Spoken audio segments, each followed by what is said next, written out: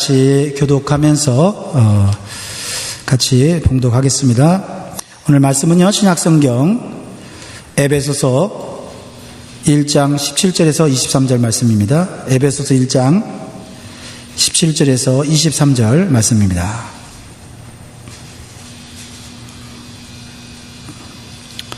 제가 17절 읽고 교독하도록 하겠습니다. 우리 주 예수 그리스도의 하나님 영광의 아버지께서 지혜와 계시의 영을 너희에게 주사 하나님을 알게 하시고 너희 마음을 열리키사 그의 소망이 무엇이며 성도 안에서 그 기업의 영광이 풍성이 무엇이며 그의 힘의 위력으로 역사하심을 따라 믿는 우리에게 베푸신 능력의 지극히 크심이 어떠한 것을 너희로 알게 하시기를 구하노라. 그의 능력이 그리스도 안에서 역사하사 죽은 자들 가운데서 다시 살리시고 하늘에서 자기의 오른편에 앉히사 모든 통치와 권세와 능력과 주권과 이 세상뿐 아니라 오는 세상 일컫는 모든 이름 위에 뛰어나게 하시고 또 만물을 그의 발 아래 복종하게 하시고 그를 만물의 교회의 머리로 삼으셨느니라. 다 같이 읽겠습니다. 교회는 그의 몸이니 만물 안에서 만물을 충만하게 하시는 이의 충만함이니라. 아멘. 어제 설교가 좀 길었죠? 목사가 이런 질문한테 대답을 생각하고 하셔야 됩니다. 예, 그러면 상처받습니다, 목사가. 아니요, 그러면 오늘 한없이 길어집니다. 다시 묻겠습니다. 어제 설교가 좀 길었죠?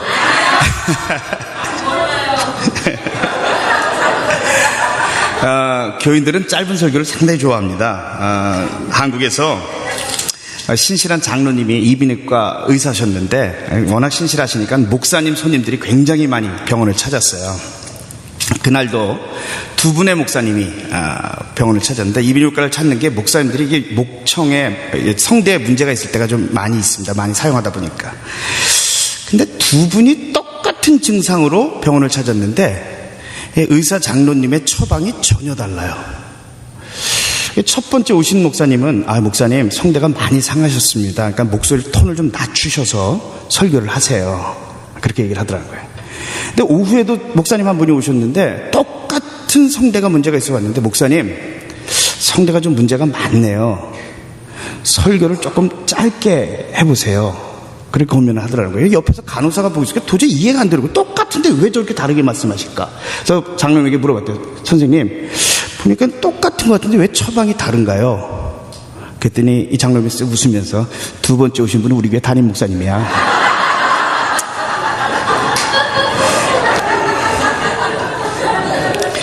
그럼 오늘은 설교를 길게 해야 될 것이냐 짧게 해야 될 것이냐? 길지도 짧지도 않게 적당이라는 말은 강사 맘대로 그 소리입니다. 자, 성도들이 겨우 어제보다는 표정이 많이 밝아지셨어요.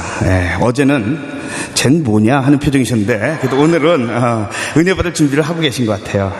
성도의 가장 아름다운 모습은 은혜 받은 모습이에요. 옆 사람 한번 보세요. 이쁜가? 이뻐요? 자, 옆 사람에게 이렇게 얘기합니다. 절 따라 하십니다. 옆 사람 보고 이렇게 말합니다. 아름다움이 죄라면. 빨리 해보세요. 서로 보고서 합니다. 다시. 아름다움이 죄라면 당신은 사형수입니다.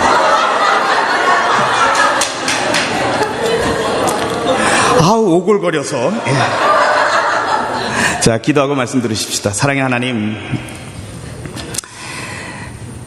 얼마나 턱없이 부족한 존재인지 알면서 하나님 도대체 왜 구원해 주시고 왜 자녀라 칭해 주시고 존귀한 하나님의 백성들을 함께 붙여주셔서 주님의 피로 값주고 사신 교회에 보내셔서 함께 하나님의 나라를 이루어가게 하시는지, 하나님의 영광이 되어지고 하나님의 소망이 되어지고 썩어져가는 이 땅의 유일한 소망이 되어야 될 교회가 언제부턴가 손가락질을 받고 존재감을 잃어가는 이 시대 속에 성도다운 성도, 교회다운 교회, 주님 정말 회복하고 싶습니다.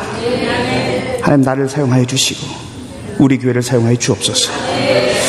이를 위해서 주님 부족한 종을 급하게 이곳에 보내셨습니다. 남김없이 주님 이 공동체 속에 던져주고 싶은 주님의 음성을 분명하게 주셔서 붙들게 하시고 깨닫게 하시고 순종하게 하셔서 하나님 말씀대로 살아가는 믿음의 자들 되게 해 주옵소서.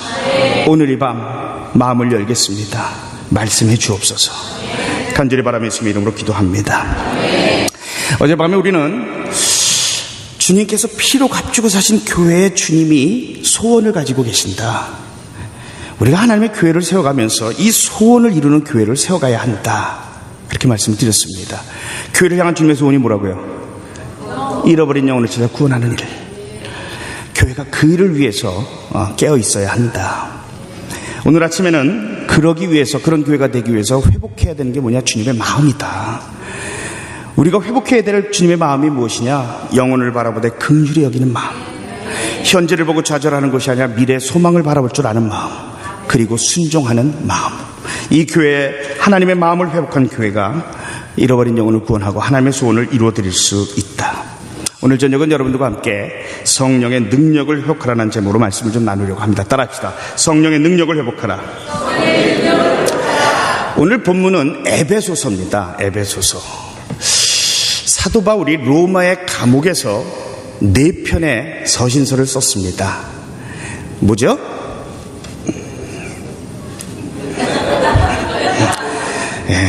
하여튼 얼마나 감사한지 모르는 척 해주셔야 또 제가 알려드리잖아요. 감옥에 있으면 힘이 팔팔합니까? 힘이 없습니까? 힘이 없지. 그래서 에골빌빌 이렇게 4편을 썼어요.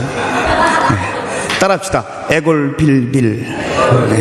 에베소서, 골로새서, 빌립보서, 빌레모서. 이 4편이 옥중서신입니다. 됐죠? 근데 또 이제 에골빌빌인데 또 엉뚱한 거 얘기한다고요. 어쨌든 이 4편의 편지를 썼습니다. 그런데 이 4편의 편지 중에서도 사실 에베소서는 특이한 편지입니다. 건강한 교회가 어떤 교회냐? 주님의 마음에 합한 교회가 어떤 교회냐? 이 말씀을 사모하는 사람마다 집중하고 묵상해야 될 말씀이 에베소서 말씀이에요. 에베소서는 우리가 세워가야 할 교회에 대한 아주 멋진 모습을, 분명한 모습을 보여주고 있습니다. 근데 여러분, 이 에베소서를 기록한 것이 로마의 감옥입니다. 로마의 감옥에 들어가서 교회에 편지를 쓴다? 여러분, 지금 사도 바울이 로마의 감옥에 들어가 있는 지금 그 사람은 미결수로 들어가 있어요. 로마의 시민이었기 때문에 누구도 건들 수 없고 로마의 황제의 마지막 명을 받기 위해서 미결수로 감옥에 들어가 있는 거예요. 당시의 왕은 누구였냐면 로마의 황제는 폭군으로 가장 유명했던 네로 황제였어요. 문헌에 보면 이런 미결수들은 재판하지 않고 야 귀찮아 죽여, 그럼 죽이는 겁니다. 언제 죽을지 모르는 상황 속에 지금 로마의 감옥에 들어가 있는 사도 바울. 여러분, 이거 지금 보통 상황입니다. 제가요 어제 얘기 들으면서 제가 아프가니스탄 선교사로 있었던 얘기를 좀 드렸죠. 아프가니스탄 선교사로 나가 있으면서 한 번은 이게 선교사로 나갈 때 늘 하는 얘기가 뭐냐면, 제일 처음에 선교지에 도착했을 때 친절하게 대해주는 사람을 조심해라. 그 사람이 마지막에 칼 꽂는다. 그런 얘기가 있어요. 선교지에 도착했을 때 한 사람이 와서 굉장히 친절하게 막 해주니까 전 좋아가지고 정신 못 차리고 헐렐레 해가지고 그 사람하고 막 친해졌어요. 나중에 뭐라고 얘기하냐면, 너 선교사인 거 내가 알거든. 시크릿 폴리스한테 내가 신고할 텐데 그러지 않으려면 돈 내놔. 이게 본색을 드러내는 거야. 돈을 줘요 말아요? 줘야 돼요? 한 번에 안 끝나요. 돈 주면 계속 요청하고요. 내가 돈 주기 시작하면 다른 선교사들도 위험해져요. 그래서 선교사의 원칙이 뭐냐면 돈으로 해결하지 않는 게 원칙이에요. 안 줬어요. 그랬더니 정말 시크릿 폴리스한테 신고를 했어요. 밤중에 새벽 1시쯤 된 시간이었는데 시크릿 폴리스가 갑자기 방에 기습을 쳐들어와가지고는요, 침대 밑을 확 들쳤는데 침대 밑에 그 나라 말로 된 성경이 한 30권쯤 침대 밑에 있었어요. 그걸 증거물로 압수했어요. 그리고 저를 잡아갔어요. 잡아가지고 감옥에 유치장에 이제 들어가서 있었어요. 이게 종교적인 범죄자로 들어갔기 때문에 합방을 안 시키고 독방을 씁니다. 제가 이래봐도 독방을 쓰던 사람이에요. 독방 홀로 이렇게 들어가서 있었어요. 근데 그 사람들은 영어 한마디 못해요. 의사소통이 안 돼요. 그러니까 밥 같은 거 하나 뚝 집어넣고 손짓하면 밥 먹으란 소리구나. 나와 그럼 나오란 소리구나. 이게 죽인다니 죽이는 줄 알아요? 살린다니 살리는 줄 알아요? 그런 속에서 지금 감옥에 들어가 있으면서 이게 어떻게 될까? 그런데 대개 그런 경우는 어떻게 되냐면 외국인들은 건들지 않습니다. 좀 데리고 있다가 추방시켜버리고 블랙리스트에 오르면 다시는 그날 못 들어가면 그걸로 끝이에요. 다 알아도 감옥에 들어가 있는 일은 불안한 일입니다. 이건 정말 불안합니다. 감옥에 들어가서 있는데 갑자기 무슨 생각이 나냐면 바울과 실라가 감옥에서 기도하고 찬양할 때에 옥문이 열리고 주여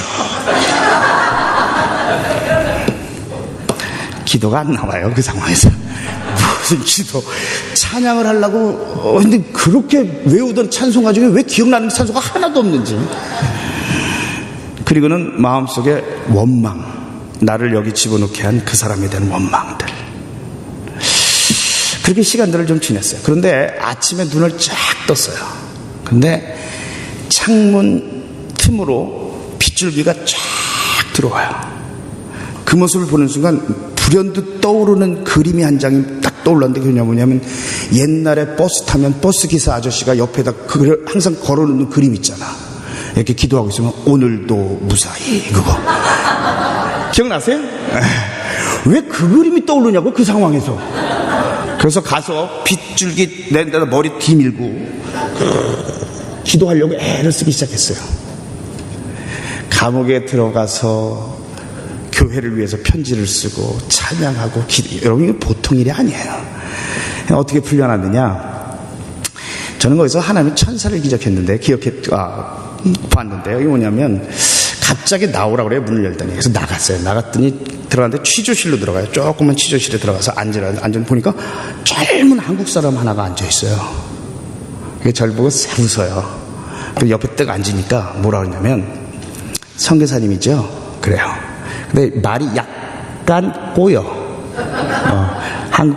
선교사님이죠. 근데 말이 약간 꼬여. 그러더니 뭐라 그러냐면 이렇게 얘기해요. 아무 말이나 하세요. 제가 통역할 거예요. 그러면서 어차피 선교사님 하는 얘기 말고 내가 알아서 통역할 테니까 그냥 아무 말이나 하세요. 그래서 그때부터 그냥 아무 말이나 하려니까 우리는 민족 중흥의 역사적 사명을 띠고 이 땅에 태어났다. 동해물과 백두산이 마르고 닳도록 그래도 막 통역하고. 근데 되게 열심히 통역하더라고요. 그러더니 한 30분쯤 했어요. 성경 구절 외우기도 하고 뭐 별거 다 했어요. 별거 다 했어요. 뭐까지 했냐면 사랑이 무엇냐고 물으신다. 눈물의 씨앗이라고 말해요. 별 얘기를 다 했어요. 다 열심히 통역을 하더라고요. 그러더니 뭐라 하냐면 선교사님 잠깐만 들어가 계시면 내일 아침에 풀려날 거예요. 그래요. 그래서 내가 어디 한국으로 추방되나요? 그랬더니 아니요 그냥 풀려날 거예요. 무슨 소리인지 이해를 못했어요. 그리고 감옥에 들어갔는데 아니나 다를까 다음날 아침 문 열더니 나가래. 그래서 왔어요. 근데 저희 왔더니 저희 선교팀에서 난리가 났어요. 너 어떻게 나왔냐는 거예요. 그렇게 들어가서 나온 예가 없다는 거예요. 그러면서 뭐라냐면 그 젊은 한국 그 사람하고 너 어떻게 아니? 몰라 나 누군지 그 사람. 이 사람이 누구냐면요 UN 고등 판무관이에요. 이게 무슨 얘기냐면 UN이 어느 지역에 들어가면 그 UN의 그 평화유지군이 들어갈 때 제일 높은 사람을 고등 판무관이라고 그래요. 이 사람이 스탠퍼드에서 국제법을 공부하고 UN에 들어가서 고등 판무관으로 거기 파견돼서 온 거예요. 그런데 그런 사람이 통역하러 안 다녀요. 근데 이게 어떻게 통역하기 위해서 제가 찾아가서 이제 그 사람 만나려고 갔더니 문 앞에서 샅샅이 다 뒤지고 기분 나빠서 혼났어요. 하여튼 공항 검색대 통과하는 것 같아요. 하고서는 됐다고 들어가라 그랬는데 대문 통과해서 그 집까지 왜 그렇게 멀어? 어마어마한 저택에 살고 있더라고요. 그래서 들어가서 이야기를 좀 나눴는데 그 사람이 이제 이야기를 하는데 이게 목사 아들이야. 목사 아들인데 고등판으로 들어가서 있는데 비서가 두 사람이 있는데 한 사람은 휴가를 받아서 미국으로 와 있고 또 한 사람은 출장을 가서 비어있는 상황이었어요. 그래서 세크레터리실에 갔다가 서류가 이렇게 놓여 있었대요. 서류가. 그래서 처리해야 될 서류를 들고선 자기 방으로 오는데 서류 한 장에 나쁠 떨어져. 그래서 그 소리가 뭔지 이렇게 탁 집어보니까 한국 사람처럼 생긴 사람이 이렇게 하고 사진 찍는 거예요. 인물은 괜찮은데, 찍은 사진 한 장을 보고는 거기 읽어보니까, 아, 선교사인 거예요. 잡혀온 제목이. 그러니까, 목사 아들이잖아요. 그러니까, 와가지고서는 무슨 얘기를 해줘야 이 사람이 풀려날 줄 알아요. 그러니까 내가 하는 얘기는 소용 하나도 없는 얘기야. 그러니까, 이 사람들 어차피 못 알아듣고. 그러니까 아무 말이나 하라고 그런 거야. 그러니까 뭐 동해물과 백두산이 별짓을 다 한 거죠. 내 얘기는 전혀 상관없이 자기 말을 한 거예요. 그래서 풀려날 수 있도록 환경을 만들어준 거예요. 그렇게 해서 제가 나왔어요. 하고 싶은 얘기는 감옥에 들어가 있을 때 사도 바울은 죽을 수도 있는 상황이었어요. 근데 사도 바울의 고백을 보면 사나 죽으나 나는 주님의 것이라. 나는 죽음도 유익하다. 어떻게 죽음을 초월할 수가 있을까? 그러기 때문에 그의 관심은, 온통 관심은 교회를 향해 있었어요. 그래서 쓴 편지가 에베소서 말씀이에요. 오늘 보면은 세상에 끌려다니면서 가십거리로 전락해버린 교회가 어떻게 하나님의 영광을 재현할 수 있을 것인가, 이걸 우리에게 명확하게 설명해 주고 있어요. 그러면서 17절 말씀 한번 보십시다. 이렇게 말하고 있어요. 17절 말씀 우리 한 목소리 읽읍시다. 시작. 우리 주 예수 그리스도의 하나님 영광의 아버지께서,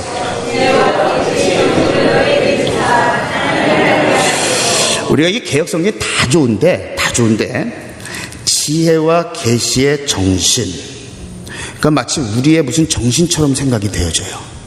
근데 그 정신 그래놓고 그 앞에 3번 그렇게 해놓고 맨 밑에 각주에 보니까 헬라어로 영 그렇게 돼 있어요. 그래서 우리가 개역 개정에는 지혜와 계시의 영 그렇게 바꿨어요. 새 번역에도 지혜와 계시의 영 그렇게 돼 있어요. 이러고 나면 명확해져요. 지혜와 계시의 영 누구세요? 성령님이지. 그러니까 중요한 게 뭐냐면 사도 바울이 그 감옥에서 이제 앞으로 오게 될 교회, 온갖 핍박과 고난 속에 있게 될 그 교회, 그리고 로마가 이제 국교를 공인한 이후에 온갖 물질들이 교회에 들어오면서 타락하게 될 그의 교회, 앞으로 다가올 교회 모습을 바라보면서 그 교회가 어떻게 하나님의 영광을 재현할 것인가, 회복할 것인가를 생각하면서 가장 중요한 건 뭐냐면 지혜와 계시의 영을 받는 일이다. 이게 아니고는 교회가 회복될 수가 없는 거예요. 왜냐하면 교회는 성령께서 세우셨고 교회를 인도해 가시는 분도 성령이기 때문에 이 지혜와 계시의 영이신 성령을 온전히 경험하지 않고는 하나님의 교회는 온전해질 수 없다는 거예요. 그런데 이 지혜와 계시의 영이 하는 일이 뭐냐는 거예요. 오늘 그 얘기를 좀 드리려고 그래요. 지혜와 계시의 영을 우리가 사모해야 되는 게 이유가 뭐냐? 어제도 잠깐 얘기했지만 성령을 쭉 많이 받아야 되는 이유가 방언하고 통변하고 신유하고 병고치 별짓 다 하는 거 거기서 끝나버리면 반쪽만 하는 거잖아요. 그걸 통해서 하나님이 살아계심을 확증하고 이 살아계신 하나님의 증인되라고 하나님 성령 주시는 거잖아요. 오늘 본문에서 보니까 계시의 영을 주사 그러면서 성령이 오실 때 하는 일이 뭐냐 그걸 얘기해 주고 있어요. 첫 번째가 뭐냐? 계시의 영을 너희에게 주사 뭐를 해요? 하나님을 알게 하신다. 성령이 하는 일이 뭐냐? 따라합시다. 하나님을 알게 하신다. 성경에서 하나님을 안다라고 얘기할 때 이 안다는 거는 지식적으로 아는 게 아니에요. 제가요, 여러분 날 어떻게 보는지 모르겠지만 제가요 트럼프 대통령을 잘 알아요. 문제는 트럼프 대통령이 저를 몰라서 그렇지 저는 트럼프를 잘 알아요. 얼마 전에 유엔에서 연설했잖아요. 얼마나 잘, 무슨 연설을 했는지도 제가 잘 알아요. 제가 어떻게 할까요? 신문 봐서 알지 어떻게 알아요? 그래도 아는 거잖아요. 여러분 하나님을 그렇게 알고 있지는 않으세요 혹시? 제가 또 한 사람 아는 사람, 이 사람 별로 유명한 사람도 아니야. 저희 집에 같이 사는 여자예요. 제가 늘 저희 어머니가 잔소리가 되게 많으셨어요. 그래서 결혼하면서 제일 좋아했던 건 뭐냐면 드디어 잔소리 대왕을 피한다. 잔소리 대왕을 피했더니 잔소리 마왕을 만나가지고 이 잔소리가 얼마나 많은지. 제가 어느 정도냐면 우리 아내가 한국에 열흘 동안 한국에 잠깐 다니러 갔어요. 환청이 들려. 여보, 양말 그렇게 벗어놓으면 어떻게 해? 알았어. 해도 아무도 없는 거예요. 저는 이렇게 생겨먹기를요, 챙겨 입고 이런 걸 잘 못해요. 어느 정도냐면, 양복 입고 운동화 신고 교회 간 적이 한두 번이 아니에요. 그러니까 아내가 저는 이렇게 위부터 아래까지 싹 걸어놓으면 그대로 입고 와요. 그대로. 그런데 그렇게 그대로 입었는데 신발은 안 챙겨놓으면 운동화 신고 오는 거야. 그러니까 제가 생각해도 잔소리 들을만 해. 근데 어쨌든 우리 아내는 잔소리도 심하고요, 성격 괴팍한 AB형이에요. 제가 여기 없으니까 하는 얘기인데, 근데 그런 얘기들을 제가 신문을 통해서 알았겠어요? 어떻게 알아요? 같이 사니까 하는 거지. 이건 체험적으로 하는 거예요. 아주 뜨겁게 체험하면서 알고 있어요. 성경에서 안다는 얘기는요, 체험적으로 하는 거예요. 여러분, 우리가 중요한 게 뭐냐면요, 하여튼 저는 이렇게 얘기 들으면 모태신앙이에요. 그러면 그리고 제가요, 저도 모태신앙 3대째 기독교 집안이라고 그랬잖아요. 모태신앙은 전도 못해, 기도 못해. 그게 모태신앙이잖아요. 뜻도 미지근하게 믿는 것도 같은데 안 믿는 것 같고, 그러면서 늘 하는 얘기가 있어요. 그래도 고난이 오면 든든히 버텨. 그거 뭐 어쨌다고. 근데 여러분, 중요한 건 뭐냐면요, 우리가 자녀를 키우면서도 늘 부모들이 기도해야 되는 게 뭐냐면, 하나님, 이 아이가 하나님을 체험적으로 만날 수 있게 해주세요. 주일학교에서 배워서 하는 거 말고, 여러분 꼭 기도하셔야 됩니다. 여러분, 우리도 마찬가지예요. 여러분, 그냥 주일학교 다니면서 주워서 들은 거 말고, 주일날 와서 목사님 설교를 통해서 하나님에 대해서 아는 거 말고, 여러분이 하나님을 체험적으로 만나야 돼요. 지금 성경에서 뭐라고 말하냐면, 지하 계시형을 주셔서 너희가 하나님을 체험적으로 알게 된다는 거예요. 왜 그러냐? 이 성령은 하나님이세요. 하나님, 우리가 예수 그리스도를 내 삶의 구세주와 주의를 영접할 때 그 성령께서 우리 안에 들어오세요. 우리 안에 계시기 때문에 그 성령님 안에서 그 성령님이 하시는 거냐? 그 하나님이 어떤 분인지를 알게 해주신 역할이에요. 근데 중요한 건 뭐냐면, 성령님을 모시고 있다고 다 성령님을 아냐? 그거 아니라는 거예요. 예를 들어 봅시다. 한국에 부모님이 계신데, 부모님 연세가 많으셔서, 어머니, 아버지 들어오세요. 잘 모실게요. 그래서 정리하고 들어왔어요. 그래서 한 집에 살아요. 근데 방에다 가둬놓고 밥 먹으려고 그러면, 노인네가 뭘 밖에 나와서 그냥 안에서 드세요. 그리고 밥상 안에다 채워주고, 무슨 얘기하면 창경하지 좀 마세요. 그러고 잘 모시는 거예요? 그냥 같이 사는 거지. 예수 믿는다 그러면서 성령을 그렇게 취급하고 있지는 않으세요? 우리가 하나님을 알아간다는 건 뭐냐면, 하나님과 더 친밀해짐을 얘기하는 거예요. 하나님을 알아간다는 건 하나님을 체험적으로 매일의 삶 가운데 만나는 것을 얘기해요. 우리가 하나님 앞에서 기도하며 주님 앞에 나아가는 일을 얘기해요. 말씀을 통해서 하나님이 내 속에 살아있음을 확인하는 걸 얘기해요. 여러분, 우리가 정말 안다라는 것은 그냥 지식적으로 하는 거야. 여러 일주일에 한 번 와서 예배하고 그냥 참 목사님 얘기는 너무 좋아. 목사님 설교 참 좋아. 뭐 어쨌다고요? 주중에 성령님과 전혀 동행하지 않으면서, 주중에 성령님을 알려주는 하나님을 알지도 않으면서, 그저 주중에 주일날 와서 한 번 드리는 예배로 내가 신앙인이라고요? 그런 뻔뻔한 소리 하면 안 되죠. 우리가 성령님이 내 안에 계시면 성령이 하게 하시는 일이 뭐냐면, 하나님을 알게 하신다는 거예요. 여러분이 하나님을 알게 되면 그 하나님과 만나고 싶어서, 그 하나님과 대화하고 싶어서, 그 하나님과 정말 나를 살리신 그 하나님의 은혜 때문에 견디지 못할 마음을 갖게 하신, 그게 뭐냐? 성령이 하시는 역할이에요. 근데 재밌는 건 뭐냐면, 하나님을 알게 하시는데 그 하나님이 어떤 하나님이냐? 17절 앞에, 맨 앞에 보면 아주 재밌는 얘기가 나오는데, 우리 주 예수 그리스도의 하나님. 어떤 하나님? 그냥 하나님을 알게 하시고, 그게 아니라 우리 주 예수 그리스도의 하나님.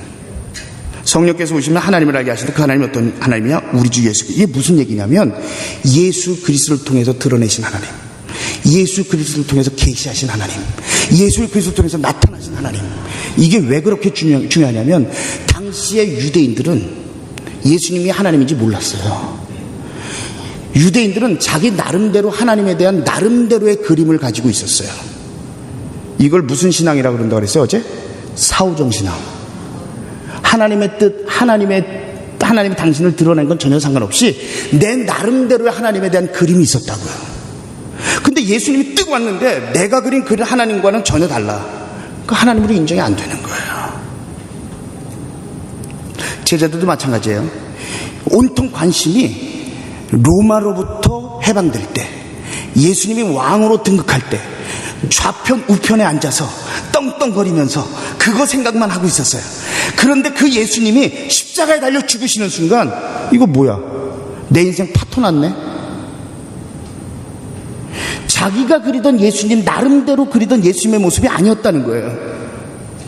여러분, 우리가 신앙생활 한다고 하면서 예수 그리스도를 통해서 드러내신 정말 그 하나님, 계시하신 그 하나님이 아니라 내 나름대로의 하나님, 정말 예수 그리스도가 내 인생의 주인이 아니라 그냥 예수 그리스도가 어떤 분이냐, 그저 내 사업 잘 되게 해주시고, 내가 어려울 때 도움 주고, 내가 병들었을 때 고쳐주고, 내 인생에 좌지우지 하려고 하지 말고 그저 내 헬퍼로 옆에 있어 달라는 거예요.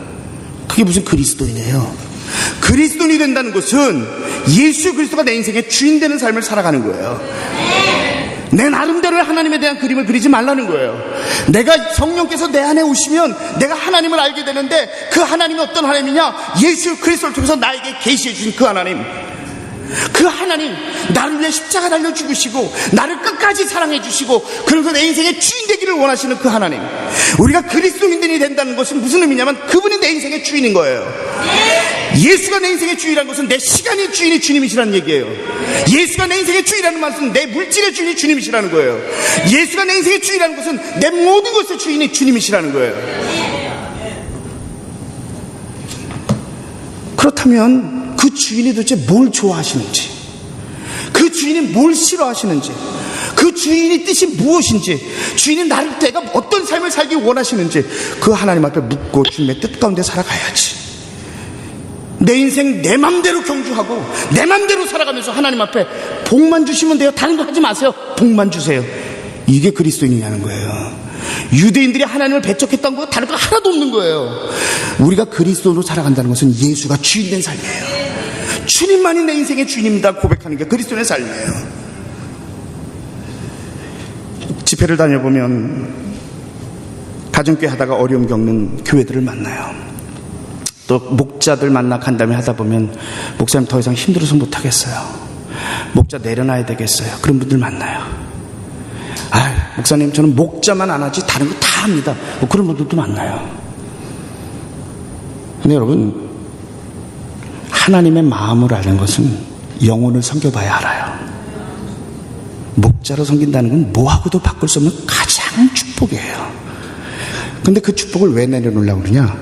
힘들어서, 어려워서, 상황이 어려워서. 목사님들도 가정교회는 안 될 것 같아요. 왜 안 돼요? 그렇게 해서 교회가 서바이벌 할 수 있을까요? 물어봅시다. 신앙생활이 뭐냐고. 신앙생활은 하나님이 하라 그러면 하고, 하지 말라 그러면 안 하고,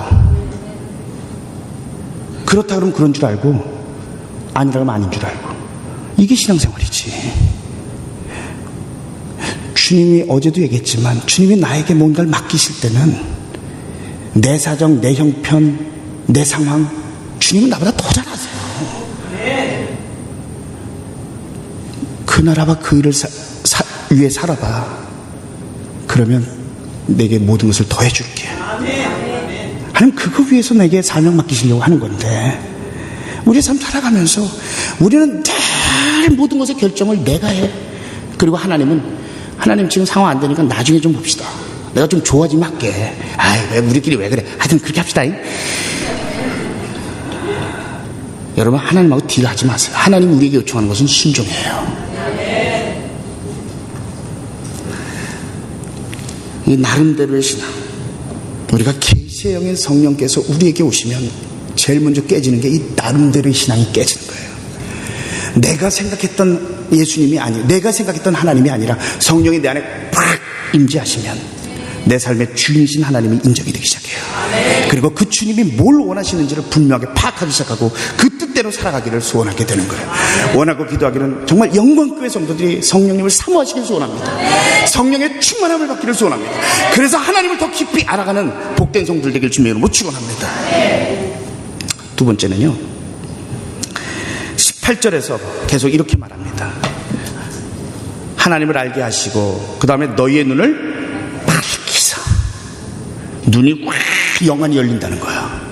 저는 이 영안이 확 열리면 투시의 은사가 있어서 사람들 이렇게 들여다보고 네 안에 죄 있구나. 물론 투시의 은사도 있는데 이런 건 너무 좋아하지 마세요. 우리의 영이 확 영안이 열리면 성경이 어떤 일들이 벌어지냐면 두 가지를 알게 되는데, 첫 번째는 부르심의 소망이 무엇인지를 알게 된다는 거예요. 두 번째는 뭐요? 성도 안에서 기업의 영광의 풍성함이 무엇인지를 알게 된다는 거예요. 여러분, 영안이 열리고 우리의 눈이 밝아진다는 거, 그래서 밝아져서 알게 되는 게 이 두 가지라는 거예요.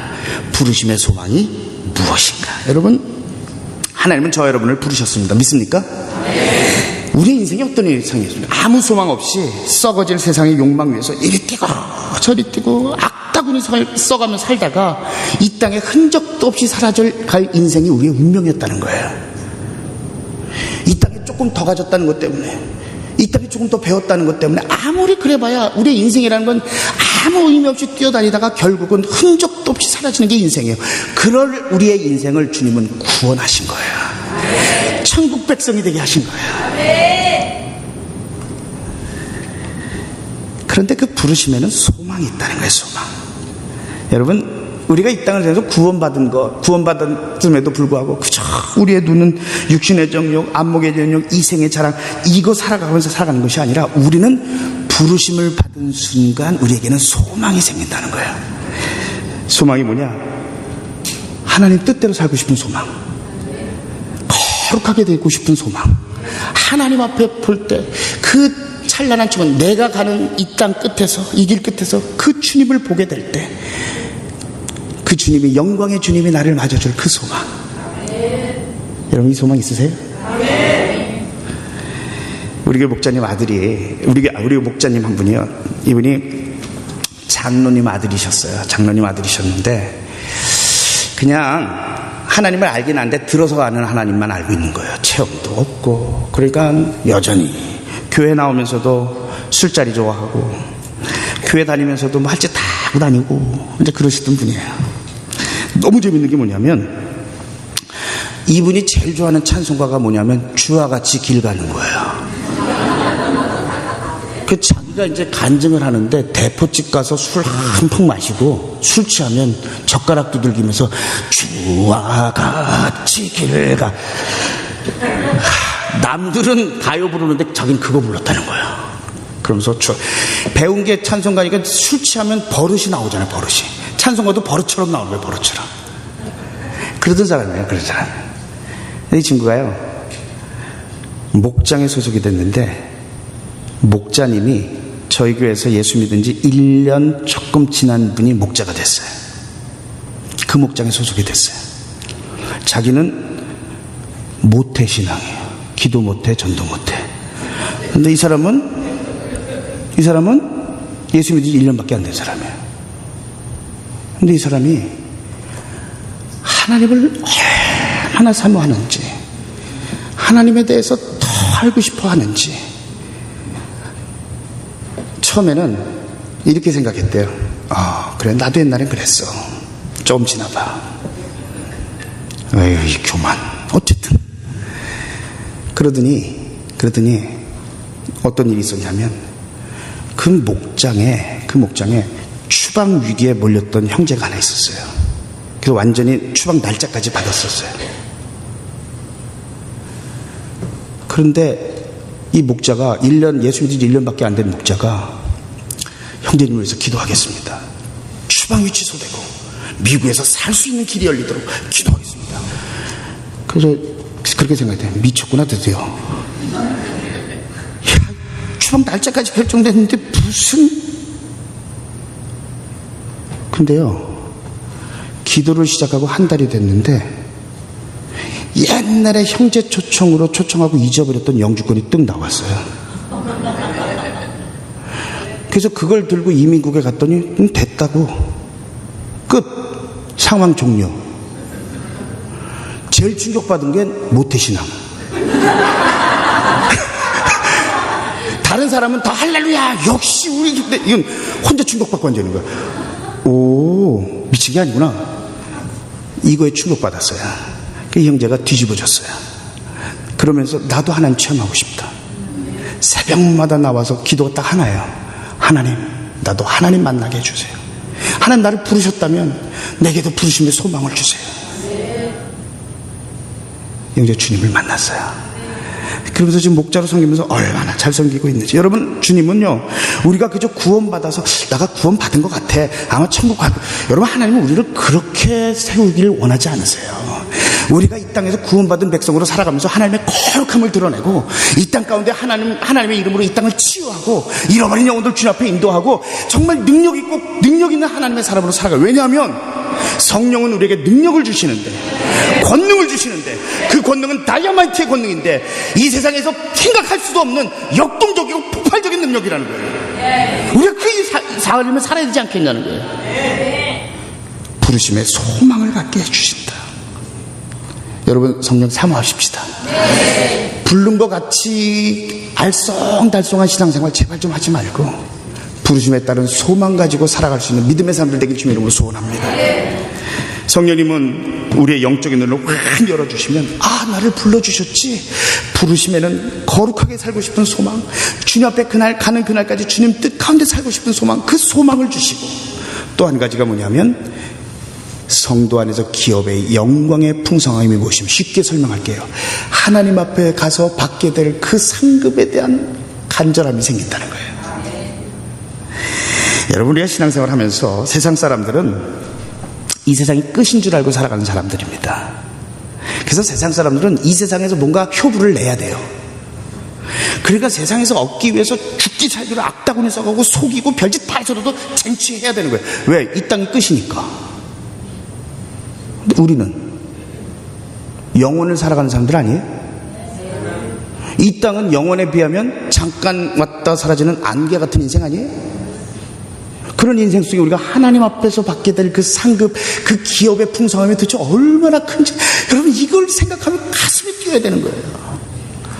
저희 교회에 제가 제일 이뻐하는 목자가 하나 있어요. 싱글로 와서 유학생이었어요. 유학생. 집에서 돈을 한 푼도 대주지 않는 유학생. 죽기 살기로 공부해서 장학금 받고 아르바이트 하면서 공부하는 유학생. 방을 혼자 얻을 돈도 안 돼서 인도아이하고 같이 룸을 쉐어하는 유학생. 이 아이가 예수를 만났어요. 불교 신자였던 아이가. 가슴이 뜨거워서 견딜 수가 없어요. 그래서 목자로 섬기기로 결심을 했어요. 얘가 자기는 주중에 2끼 정도, 1끼 정도를 먹으면서 주말 되면 14명이나 되는 청년 아이들을 데려다가 먹이고 섬기고 극진하게 섬겨요. 극진하게 섬겨요. 형편이 어려워서 못 섬긴다고 그런 얘기 하지 마세요.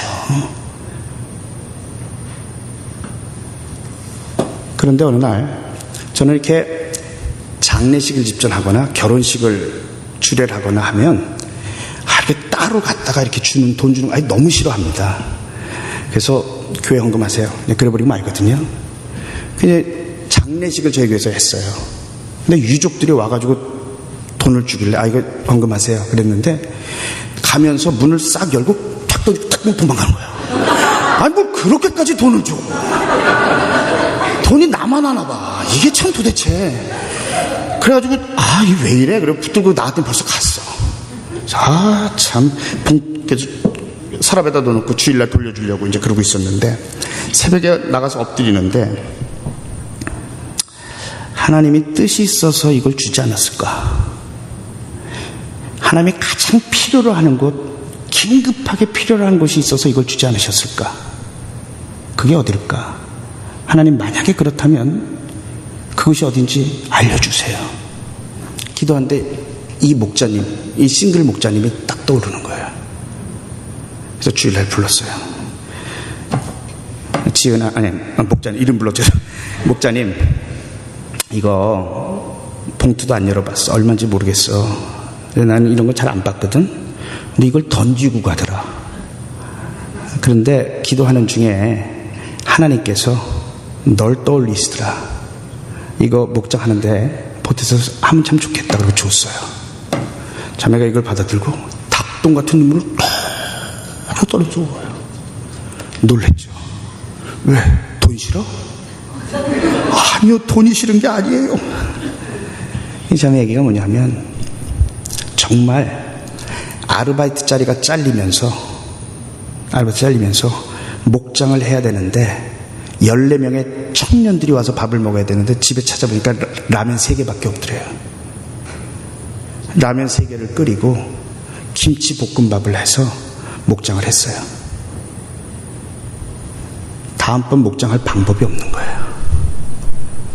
그래서 토요일날 새벽에 나와가지고 벅벅하고 울면서, 하나님, 나 먹고 살자는 거 아니고 목장 식구들 먹여야 되는데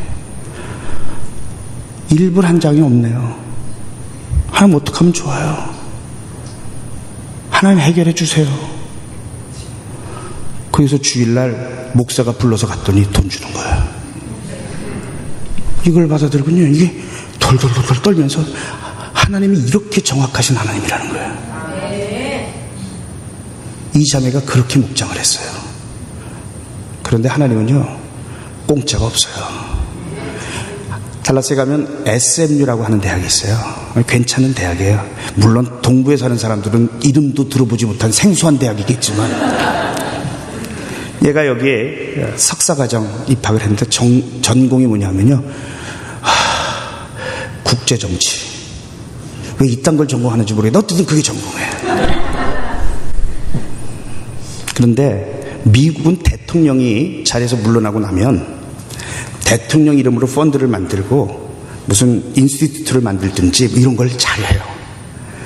부시 인스티튜트를 만들어 놓고 부시 대통령이 무슨 일을 했냐면, 제3세계 아직 인권이 없는 나라에 앞으로 정치 리더가 될 사람들을 데려다가 1년간 돈을 대줘서 공부시키고 다시 그 나라로 보내는, 그 일을 하기 위해서 연구원들을 뽑았어요.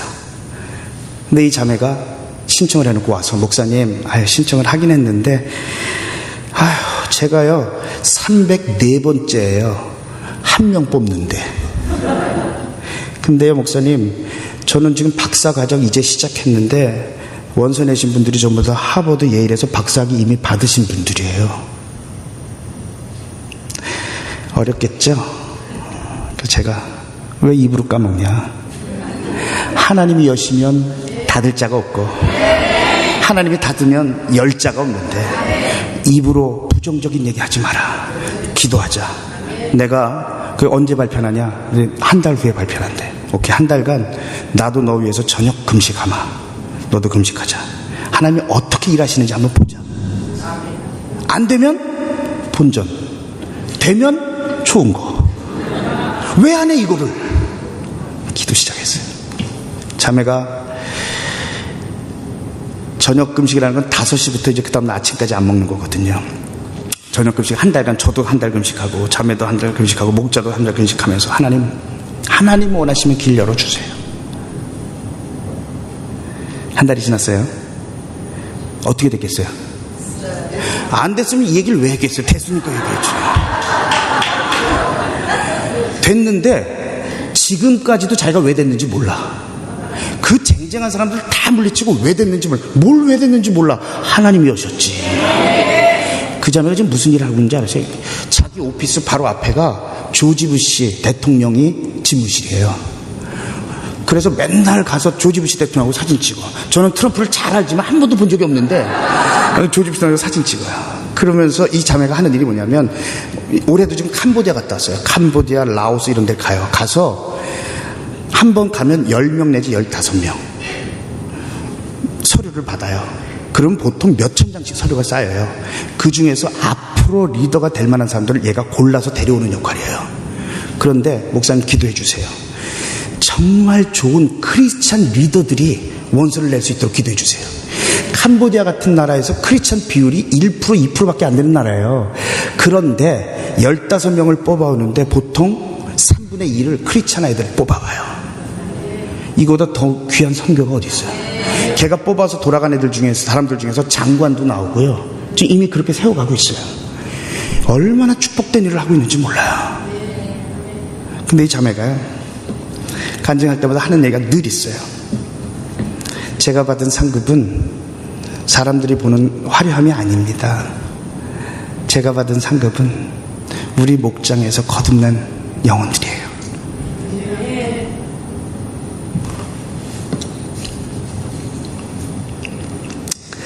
그 자매가 지금까지 목자로 섬기면서 27명의 영혼을 구원했어요. 그런데 이 아이들이 어느 정도냐면 공부 다 마치고 한국으로도 들어가고 다른 주로도 가고 갔어요. 지난주에 저희 교회에서 목회자 컨퍼런스가 있었어요. 130명의 목사님들이 교회 오셔서 제가 섬겨드렸거든요. 이 목자가 그 목장에 있다가 딴 주로 가거나 한 사람들은 다 카톡방에 같이 들어와 있어요. 조직이야. 함부로 발을 못 빼. 카톡방에다가 목회자 컨퍼런스다. 혹시 너희들 중에 섬길 수 있는 사람 있으면 왔으면 좋겠다. 한국에 시간 강사, 한과서 강사하고 있는 사람이 휴가 내고 한국에서 목회자 컨퍼런스 섬기겠다고 목자님이 오라면 어디든지 달려갑니다. 이번에 한국에서 와서 섬겼어요. 이 자매 이렇게 보고 있으면서 몇 번 자기가 내려놓고 싶은 생각이 있었대요. 더 이상 버틸 힘이 없고 재정적으로 너무 힘들고. 그럼 가만 생각해 봤대요. 내가 힘든 거 하나님이 모를까? 내가 어려운 거 하나님이 모를까? 하나님 나보다 더 잘 아시잖아. 근데 하나님이 나를 이거 시킬 때 이유가 있지 않을까? 이 친구가 늘 하는 얘기가 있어요. 지금도 캄보디아 가거나 라오스 가거나 나가야 될 일이 있으면 항상 와서 무릎 꿇고 기도받고 가서 기도가 딱 늘 그거예요. 전 크리스찬 리더가 될 만한 사람들 만나게 해주세요. 그 땅에 그리스도의 복음이 심겨지도록 제가 그 작은 불꽃 같은 역할을 감당하게 해주세요.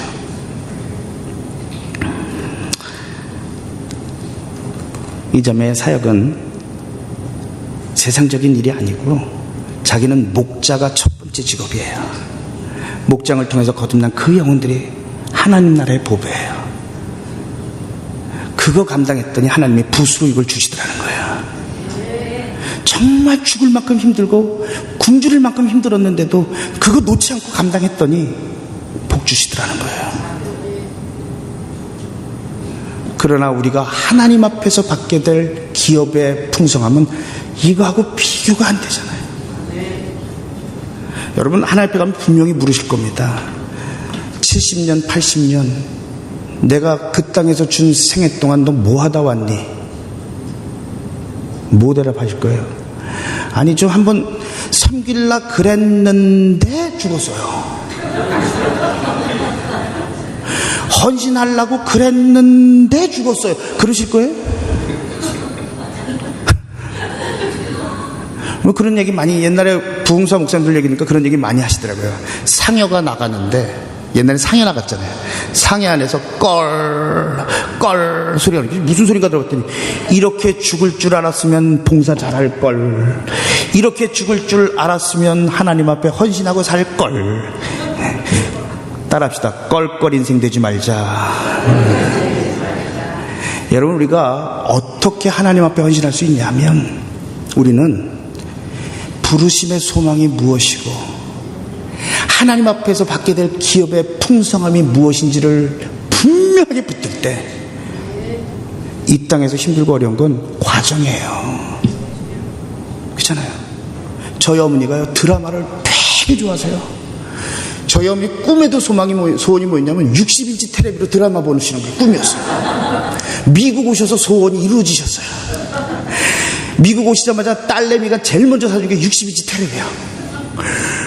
근데 노인 아파트에서 그걸 틀고 있으면 그걸로 들어갈 것 같아. 노인은 조그만데 노인은 60인치 텔레비 놓고 그 드라마 보시는 걸 너무 즐겨해. 근데 보면요 얼마나 재밌냐면 아침 드라마, 그 막장 드라마. 그러면 나쁜 놈이 득세하잖아요. 그러면 막 불구락 풀어서 딱 꺼버려요. 그리고 조금 이따 또 켜. 그런데 재밌는 건 뭐냐면 드라마를 이렇게 모아놔서 이미 끝난 종영한 드라마, 그런 거는 보다가 막 승질내고 껐다 켰다 그러시다가 결국은 어떻게 하냐면 맨 마지막 편을 보셔요. 그럼 어떻게 끝나요? 착한 사람이 잘 돼. 그러면 돌아오셔서 안심하고 봐요. 착한 사람이 뜯기고 별짓 다 당해도 나중에 그렇게 돼. 이런 식으로. 근데 난 도저히 아직도 이해가 안 되는, 결과 다 알고 보는 드라마가 뭐 그렇게 재밌냐고. 여러분, 우리는 결과를 이미 알아요. 하나님 앞에서 받게 될 그 상급의 풍성함. 왜 도대체 이 땅에서 그렇게 지지고 볶고 하냐고요. 왜 이 땅에서 하나님이 주신 사명 감당 못하냐고요. 환경 때문에라고 얘기하지 마세요. 하나님, 우리 너무나 잘 아시잖아요. 하나님이 상급 쌓아놓고 그거 주시려고 힘든 가운데도 할 수 있겠니? 할 수 있는 가운데 섬기는 것과 모두가 안 된다고 할 때 섬기는 것과 누구의 상급이 더 클까? 하나님 다 아시잖아요. 나 이것 때문에 못 섬겨. 그래, 안다 아들아. 내가 위로하잖아. 내가 다 알아. 섬길 수 있겠니? 하나님, 지금 이 상황에 내 코가 석자인데 뭘 섬겨요? 딸아, 내가 알아. 다 안다. 그래서 섬기라는 거다. 섬김이 너를 치유해 줄 거야. 섬김이 너를 세워줄 거야.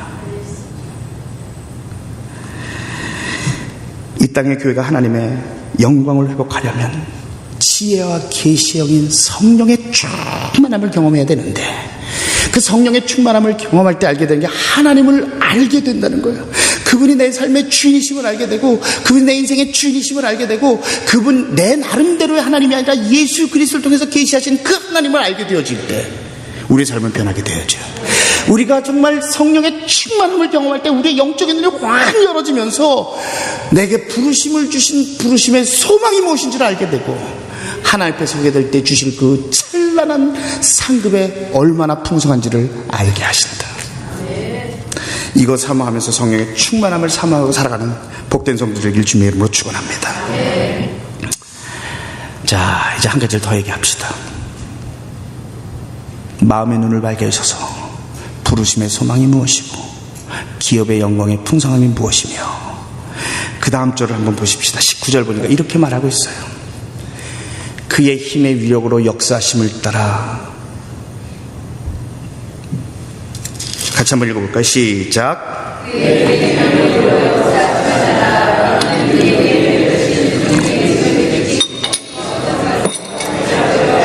자, 따라하십시다. 하나님의 능력을 알게 하신다. 하나님이 하시는 일이 뭐냐면, 성령이 우리 가운데 오실 때 성령이 하시는 일이 뭐냐면 하나님의 능력을 알게 하신다는 거예요. 우리 어제 얘기하면서 성령이 임하실 때 우리 가운데 여러 가지 능력 가운데 세 가지의 능력을 얘기했어요. 첫 번째는 separation, 죄로부터 분리의 능력이다. empowering, 하나님께서 부어주셔서 사랑할 수 없는 사람을 사랑하게 되고 용서할 수 없는 사람을 용서하게 되는 그 놀라운 부어주심의 역사다. T, transformation, 삶의 변화의 역사다. 우리 어제 전혀 못 들은 사람 좀 그러세요. 얘기했죠. 네. 오늘 얘기를 하면서 성령의 능력에 대한 이야기를 하고 있어요. 그 능력이 뭐냐? 그 능력이 재밌는 건 뭐냐면, 우리에게 베푸신 능력의 지극히심이 어떠한 것을 너희로 알게 하기를 원한다. 여러분, 우리 능력 좋아합니다. 그죠? 수험생들 머리에다 이렇게 딱 붙이고 딱, 내게 능력 주시는 자 안에서 내가 모든 것을 할 수 있느니라. 그리고 열심히 계획 짜고서는 내일부터 공부해야지. 그리고 자잖아요. 하여튼 능력 되게 줘요. 능력만이 뭐야? 믿음이구나. 믿음만이 능력이라 하시네. 믿음만이 능력이라 하시네. 능력 되게 좋아하잖아요. 무슨 능력인가요? 사업에 성공하는 능력? 병 고침의 능력? 아니, 이것도 능력이죠. 여기서 얘기하는 능력이 뭘까요? 20절에 보니까 이 능력에 대해서 이렇게 말합니다. 20절. 그 능력이 누구 안에서? 그리스도 안에서 역사하신다. 그러니까 이 능력이 우리에게 주시는 능력이 아니고 그리스도에게 주신 그리스도 안에서 역사하시는 능력이라는 거예요. 그럼 뭐 이래? 내가 언제 그런 능력 달랬냐? 능력 그러면 내게 주시는 능력이어야지 그리스도 안에 있는 능력이 무슨 상관이 있냐? 여러분, 그리스도 안에 있는 능력이 우리가 그리스도와 친밀한 관계를 맺을 때 그 능력이 우리가 힘있게 되어지는 거예요. 하나님의 능력을 우리가 받는다고 우리가 그 능력을 우리는요 그 능력 감당도 못한 인간들이에요. 그리스도 안에 있는 능력. 근데 그 능력이 어떠냐? 그리스도 안에 두 가지 능력이 있는데 보니까 계속 뭐라고 말하냐면 죽은 자들 가운데서 다시 살리시고 그랬어요. 부활의 능력이에요.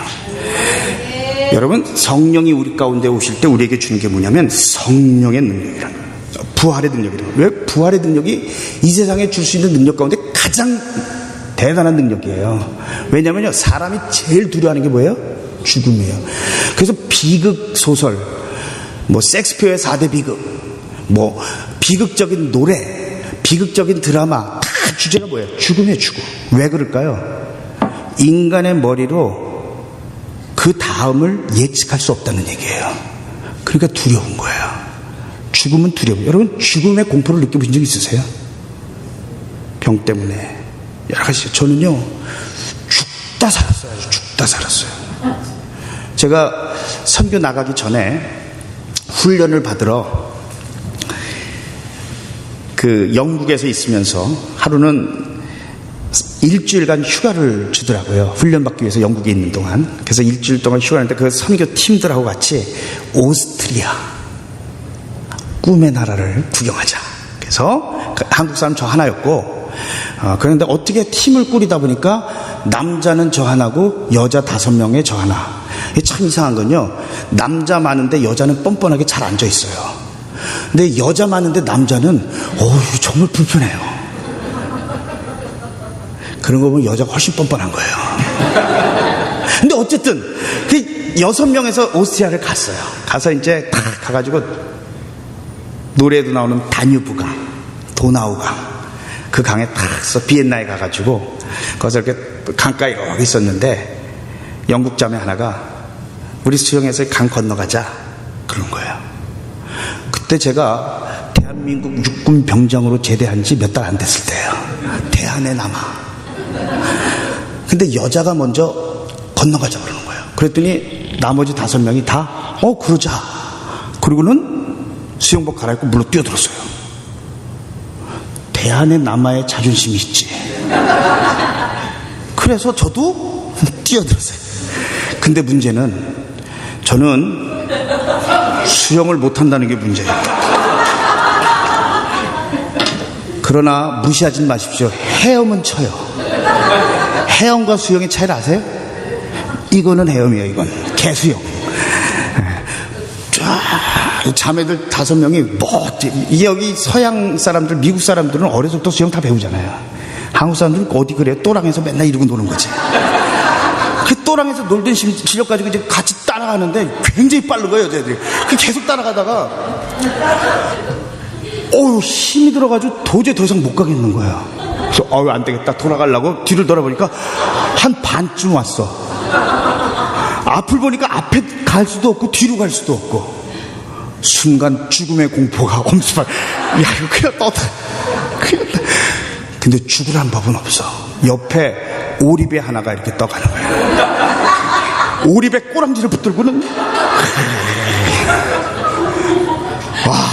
그 죽을까봐 오리배 꼬랑지를 붙들고 그냥 죽기 살기로 매달려가지고 건너왔어요. 얼마나 이걸 세게 붙들었는지 와가지고 힘이 들어갖고 토하고 막 수영 혼자 다 한 것 같아. 인상 쓰고 있는데 이 여자애들이 보고 저를 보고 싹 웃더니 돌아가자. 그래서 저는 오리배가 어딨나 찾아보니까 없어, 이미. 그래서 수영복만 입고 비엔나 그 사람들 쫙 빼입고 다니는 데를 혼자서 수영복 입고 쫙 본 사람 다 이상하게 쳐다보고 돌아서 갔어요. 그때는 대한의 남하고 뭐고 없어. 죽게 생겼는 걸 어떻게. 여러분, 죽음의 공포는 무서운 거예요. 내가 컨트롤할 수 없잖아요. 죽음은. 도난만 많은 사람도요, 병원에서 죄송합니다, 6개월 못 넘기겠네요, 그러면 있는 돈 다 줄 테니까 제발 목숨만 좀 살려달라. 드라마에서 많이 보잖아요, 그런 거. 그게 이제 상정이에요. 용감하게 훈련받고 전투에 배치받으면요, 처음부터 2등병에 가서 이러고 총 쏘는 줄 알아요? 정도. 이 죽음의 공포예요. 여러분, 사람들이 무서워하는 걸 가만 보세요. 왜 무서워하나? 병 걸리는 게 무서운 게 아니에요. 병 들어서 죽을까봐 무서운 거예요. 노인들이 하는 거짓말이 뭐예요? 처녀들이 하는 거짓말이 뭐예요? 어떻게 잘 아세요? 세상에 죽고 싶은 사람 없어요. 저희 목장에 할머니 목장이 모이면 이렇게 쫙 얘기를 해요. 그러다가 한 분이 신앙이 좋으신 권사님이 뭐 천국 이렇게 얘기하면 그 예수 믿은 지 얼마 안 된 할머니가 막 화를 내면서 똥밭에 굴러도 이승이 좋지 무슨 사람아. 참 한국 사람들 표현은 굉장히 세요. 그냥 이승이 좋다 그러면 되지 그 똥밭에 굴러도 이승이 그렇게 표현. 죽음에 대한 공포는 대단한 거예요. 죽음에 대한 공포는. 그런데 이 말을 뒤집어 말하면 죽음을 정복할 수만 있다면 우리는 모든 두려움과 걱정으로부터 해방될 수 있다. 그런데 이 죽음의 공포를 이기신 분이 누구냐고. 예수밖에 없잖아요. 그 예수님이 십자가에 달려 죽으시고 죽음을 정복하셨어요. 여러분, 이걸 경험하고 나면 세상에 두려울 게 없어요. 세상에 제일 무서운 사람이 누구냐면 죽기를 각오한 사람. 제자들이요, 예수님 십자가에 달려들었는데 방에 콕 박혀가지고 그냥 죽을까봐, 예수님처럼 자기도 죽을까봐 덜덜덜 떨고 어쩔 줄 모르던 제자들이 사도행전으로 넘어오면 완전히 다른 사람이 됩니다. 시골 구석에 가서 예수님 전한 게 아니고요, 자기를 잡아 죽이려고 하는 예루살렘성 한복판에 서서 너희들이 메시아를 죽였다는 거예요. 니들이 죽인 예수가 다시 살아났다는 거예요. 그 메시지를 그렇게 당당히 외칠 수 있던 힘이 어딨냐? 예수의 부활이에요. 예수가 부활하셨다면 우리의 죽음도 두렵지 않다는 거예요. 예수처럼 우리도 부활할 수 있다는 거예요. 우리의 죽음은 끝이 아니라는 거예요. 이 부활의 능력. 창세기에 보면 제일 이해하기 힘든 게 이삭을 바치는 아브라함의 모습이잖아요. 제 아들의 이름이 이삭이에요. 근데 다행히 제가 아브라함이 아니라서 다행이에요. 얼마나 감사해. 제가 아브라함이면 아들 바치라 그러셨을 텐데 아브라함이 아니야. 저는 이우철이야. 아들 바칠 수 있겠어요? 그거 말고 전쟁터 같은 곳에 아들이 파견돼서 간다고만 해도 부모는 걱정스러워요. 그 부모의 마음이잖아요. 자기 손으로 직접 각을 떠서 하나님 앞에 드려요? 어느 부모가 그게 가능하냐고요. 어느 부모가. 근데 이 매정한 아버지는 그걸 순종하고 앉아있어. 가서 모리아산에 가서 순종하고 하나님 말씀대로 잡으려고 확 칼 들잖아요. 그랬더니 저희 교회 청년 하나가, 목사님 그거 혹시 이렇게 하면 들어가는 칼 아니에요? 청년들하고 같이 성경 공부하면 골치 아파요. 별 얘기를 다 물어봐요. 하나님 앞에서 순종은 해야 되겠고 아들을 못 잡으니까 이렇게 툭 들어. 그 시대에 들어가는 칼이 어디 있어요, 그게? 어떻게 그렇게 할 수가 있냐고. 어떻게 히브리서에 보니까 죽인다 할지라도 하나님께서 살리실 줄 믿었다. 이 부활의 신앙을 가지고 있으면 세상이 감당할 수가 없어요. 하나님이 우리에게 주신 건 부활의 능력이에요. 여러분은 왜 우리가 실패에 넘어집니까? 왜 패배하고 앉아있습니까? 왜 절망합니까? 왜 좌절합니까? 상황에 왜 붙들려 삽니까? 우리가 바라봐야 하는 것은 상황이 아니에요. 힘들고 어려운 상황 닥치면 우리가 하는 짓이 뭐냐면 그 상황 속에 앉아서 환경을 주야로 묵상하고 앉아있는 거예요. 환경을 주야로 묵상하면 죽을 때까지 힘든 거예요. 우리가 바라볼 게 뭐냐면 그 환경 뒤에 있는 부활하신 예수예요. 그 주님께서 우리에게 부활의 능력을 주세요. 어려움들을 이길 수 있는 힘을 주세요. 주님 우리에게 약속하신 부활의 능력이에요. 주님께서 부활하셨으니 나도 살 수 있다. 주님이 부활하셨으니 내가 하나님과 함께한다. 이 약속 부여잡고 부활의 능력을 온전히 경험하고 살아가는 복된 성도들 되길 주님 이름으로 축원합니다. 두 번째는 통치의 능력이에요. 예수 안에 있는 능력은 부활하신 능력이고요. 부활하신 다음에 하는 게 뭐냐면 하늘의 오른편에 앉으세요. 그리고서는 20절 말씀을 보면 이렇게 말하고 있어요. 그 능력이 그리스도 안에서 역사하시는 죽은 자들 가운데 다시 살리시고 하늘에서 자기 오른편에 앉으사 모든 정사와 권세와 능력과 주관하는 자와 이 세상뿐 아니라 오는 세상에 일컫는 모든 이름 위에 뛰어나게 하시고. 부활하신 주님이 부활하고 끝나는 것이 아니라 이 세상 모든 걸 통치하고 계신다는 거예요. 여러분 그거 믿습니까? 주님의 통치하심을 믿는다면 우리가 두려울 게 뭐예요? 이게 안 믿어지거든요. 그러니까 내가 움켜쥐려고 그렇게 애를 쓰지. 근데 그보다 더 귀한 건 이 통치함에 대해서 이야기하면서 그 다음에 바로 연결하고 있는 게 교회에 대한 얘기예요. 이 통치권을 어디에 주셨냐? 너무 귀한 말씀을 주시는데요. 22절 보면 만물을 그 발 아래 복종하게 하시고 그를 만물 위에 교회의 머리로 주셨느니라. 예수님이 교회의 머리가 되셨어요. 교회의 머리가 되셔서 이 세상을 통치할 수 있는 권한을 주신 건 교회예요. 여러분 이 세상의 교회, 이 세상에 어떻게 다스려지고 이 세상이 어떻게 운영되어 가는 줄 아세요? 정치가들에 의해서요? 천만의 말씀이요. 기도실에서 움직이십니다. 성도들의 기도는 세계를 움직입니다. 성도들의 기도는 세상을 바꿉니다. 여러분 믿습니까? 근데 왜 기도 안 해요? 이상하잖아요. 우리의 기도는 세상을 바꿔놔요. 선교지에서 선교사님에게 긴급한 요청이 오면 만사제쳐주고 기도실로 들어가야 합니다. 그 땅을 고칠 수 있는 건 우리의 기도밖에 없어요. 이 땅 가운데서 누군가 구원되어야 될 사람들, 마음의 문이 열리지 않는 그 불신자들을 보거든 우리가 할 수 있는 건 하나님 앞에 엎드리는 것밖에 없어요. 저희 교회 목자 중에 하나가요, 예수 믿은 지 얼마 안 된 목자가요, 간증을 하는데 너무나 명언을 하는 거예요. 예수 믿고 가만 보니까 내가 할 수 있는 건 한계가 있더라고요. 그렇죠? 목자가 뭐 무한정으로 할 수 있는 건 아니잖아요. 그러니까 목자를 하면 할수록 느끼는 게 내가 할 수 있는 건 정말 없구나.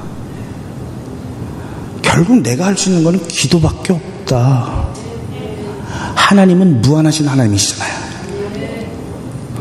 그런데 목자, 그러면서 뭐라냐면 기도하지 않는 목자는 친교 모임 대표다. 그렇게 얘기해요. 이게 예수 믿은 지 얼마 안 된 사람 얘기야. 자기가 예수 믿기 전에 친교 모임을 진짜 많이 했다는 거예요. 조기 축구에서부터 모든 모임을. 거기 재밌대요. 삶 나누는 거요. 술 한 잔 딱 들어가면요.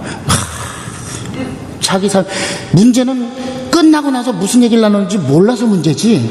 자기 얘기 다 취중진담이라고 그러잖아요.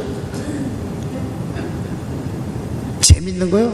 목장보다 세상이 더 재밌지. 어떻게 보면 뭐가 달라요? 우리에겐 영원한 무궁한 능력이신 하나님이 계시다는 게 다르잖아요.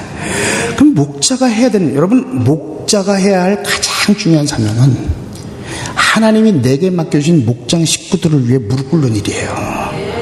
그거 하라고. 여러분 우리가 평생 살아가면서요, 내 식구들 말고는요 그렇게 하나님 앞에 무릎 꿇어서 그렇게 간절하게 그거 못하고 살아요. 그렇잖아요? 뭐 아닌 척하고 앉아 있어봐야 다 그렇잖아요. 우리가 난 아닌데 그래봐야 다 알아요. 하나님 우리를 목자로 세우시는 거는 우리의 섬김의 영역을 넓혀주시는 거예요. 축복의 영역을 넓혀주시는 거예요. 기도하며 하나님의 능력을 구하는 거예요. 왜? 통치권은 기도에서부터 나오기 때문에. 악한 영은 기도할 때 묶임을 받습니다. 악한 영은 기도할 때 떠나갑니다. 악한 영은 더 이상 기도할 때 이곳에서 힘을 잃게 됩니다. 왜 기도로 묶지 않으세요? 교회가 살아나려면 기도가 살아나야 합니다. 아무리 좋은 조직을 가져도요, 아무리 은혜스러운 설교로 눈물 콧물 다 빼는 예배를 드리고 나간다 하더라도요, 하나님 벽대로 기도하지 않으면 변화가 일어나지 않아요. 왜냐하면 통치하시는 분은 주님이신데, 통치권을 가지신 그 주님 앞에 우리가 구하고 간구하고 애통하게 찾아갈 때 주님은, 통치하시는 주님께서 이 모든 문제들을 해결하시기 때문에 그래요. 기도합시다. 제가 목사님께 그랬어요. 다른 건 다 몰라도 부흥회 끝나고 기도의 자리가 좀 풍성해지면 부흥회는 성공입니다. 성공할 수 있기를 소원합니다. 그 머리 하얀 이상한 목사가 와서 얘기하고 갔는데 어쨌든 기도는 한번 해보자.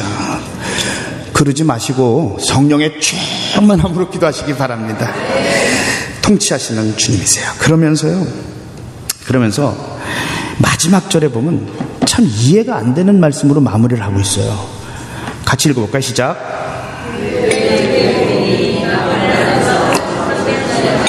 오케이. 처음에 얘기하는 교회는 그의 몸이니, 오케이, 그치, 교회는 몸이고 머리는 그리스도고. 여러분, 제발 부탁이니까 장애 가진 교회 되지 않기를 바랍니다. 이게 무슨 얘기냐면, 몸이 머리가 다 얘기하는 것을 따를 때는 정상이에요. 그런데 여러분, 머리가 지배하고 머리가 명령했는데도 따르지 않으면 이건 문제가 생깁니다. 저희 교회에 소프트볼 팀이 있어요. 저도 소프트볼 팀에 가입을 했어요. 가입을 했다가 상처받아가지고 안 나가요. 나갔는데, 그래도 목사가 갔는데 한 번쯤은 뭐 이렇게 칠 수 있게 해줘야 되잖아요. 그런데 계속 이제나 저제나 계속 기다리고선 계속 있는데 그냥 끝나더라고요. 시합하는데 3번을 나갔는데 3번을 다 그렇게, 아니 목사를 이렇게 대접해도 되는 거예요. 그래서 3번 딱 나가고서는요, 그럼 얘기하는 게 뭐냐 하면 이러는 거예요. 목사님, 그래도 우리 교회가 이겨야 좋지 않으세요? 참 무자비해 사람들이. 근데 어쨌든, 그런데 그 소프트볼 팀에서 어떤 일이 있었냐면, 이웃교회하고 게임을 하다가 딱 쳐놓고 죽으라고 달려가다가 퍼스트 베이스를 밟았는데 헛디디면서 붕 떠가지고 머리를 꽉 땄어요. 근데 이상한 일이 벌어지는 거예요. 꽉 땄는데 정신을 잃었어요. 그런데 오른쪽 손이 올라갔다 내려갔다 올라갔다 내려갔다 올라갔다 내려갔다 이해가 안 되는 걸 왜 그러는지. 그래갖고 911 불러가지고 응급실 해가지고 응급실 갔어요. 이머전시에서 하는 얘기가 뭐냐면, 순간적으로 명령을 보내는 신경에 문제가 생겼다는 거예요. 그러면 머리가 지시하지 않아도 손이 반응할 수 있다는 거예요. 그 얼마나, 여러분 항상 무섭지 않으세요? 생각만 해도? 밤에 볼까 무섭잖아요. 정신으로 누웠는데 손만 이렇게. 너무 무서워 이게. 교회는 그리스도가 머리예요. 제발 부탁이니까 머리 명령 받고 움직입시다. 머리 명령하지 않은데도 내 맘대로 움직이려. 그래서 교회가 시끄러운 거예요. 머리는 이쪽으로 가라는데 자꾸 발이 이쪽으로 가니까 자꾸 문제가 생기는 거예요. 머리의 명령은 기도를 통해 받는 거예요. 자, 그런데 거기까지는 이해해요. 교회는 그의 몸이니. 근데 그 다음에 뭐라 그러냐면, 만물 안에서 만물을 충만케 하시는 자의 충만이래라. 만물 충만. 그다 끝나요. 그잖아요? 만물 충만. 이게 무슨 얘기냐고 도대체. 만물 안에서 만물을 충만하시는 그게 누구예요? 예수 그리스도예요. 그런데 재밌는 건 뭐냐면, 그건 알겠어요. 그런데 뭐냐면, 그 예수님을 충만하게 해주시는 건, 한 건 뭐냐면 교회라는 거예요. 이게 그래도 이해가 잘 안 되죠. 이걸 이해하려면 신데렐라 얘기를 기억하면 돼요. 신데렐라는 어려서 부모님을 잃고요 짠짠짠. 그거 알잖아요. 신데렐라 얘기 알잖아요. 신데렐라가 왕자님의 파티에 초대가 돼가지고 호박으로 만든 마차를 타고 쥐가 시종이 되고 뭐 이래가지고서는 파티에 참석하잖아요. 몇 시까지 돌아와야 돼요? 12시. 그런데 놀다가 하여튼 이 노는 건 늘 시간 가는 걸 잊게 해. 예배는 조금만 드리면 뒤틀리고 안 끝나냐 그러는데 노는, 얘도 그랬던 것 같아. 신데렐라도 노느라고 정신 팔려가지고 시간을 넘기는 거야. 급하게 가느라고 뭘 버려두고 가. 다 읽으셨군요. 수준이 상당히 있으신데 유리구두를 다 버려놓고 가잖아. 근데 그때부터 왕자는 그 나라를 지배할 수 있는, 충만하게 지배할 수 있는 능력자예요. 근데 그 능력자가 시름시름 앓기 시작해. 누구 보고 싶어서? 신데렐라 보고 싶어서. 오매불망 신데렐라만 기다려. 세상의 모든 여자들이 그 유리에다가 자기 발을 맞추게. 근데 사실은 내가 이게 얼마나 허구야. 세상에 신발 문수가 같은 사람이 얼마나 많은데. 근데 어쨌든 그래도 통하니까 그냥 이 사람 저 사람 하다가 결국은 신데렐라를 찾아내잖아요. 세계를 지배할 수 있는, 자기 나라를 지배할 수 있는 능력을 가진 사람이 신데렐라가 없을 때는 비실비실 하다가 신데렐라를 찾아내고 둘이 하나가 되어 나라를 잘 다스렸더라. 지금 이 얘기가 그 얘기예요. 예수님이 우리를 얼마나 여러분 우리가 얼마나 부족한지 우리가 잘 알잖아요.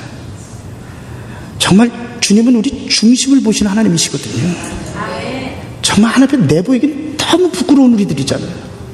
다 하시면서도 하나님 우리를 사랑하시는데 얼마나 사랑하시냐면 난 너 없이는 안 돼요.